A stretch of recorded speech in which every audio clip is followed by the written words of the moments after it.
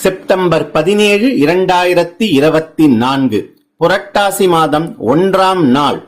ரிஷப ராசியில் குரு பகவான், மிதுன ராசியில் செவ்வாய் பகவான், சிம்ம ராசியில் புத பகவான், கன்னி ராசியில் சூரிய பகவான், சுக்கிர பகவான் மற்றும் கேது பகவான், கும்ப ராசியில் சனி பகவான் வக்ரமாக, மீனத்தில் ராகு பகவான் சஞ்சரிக்கின்றனர்.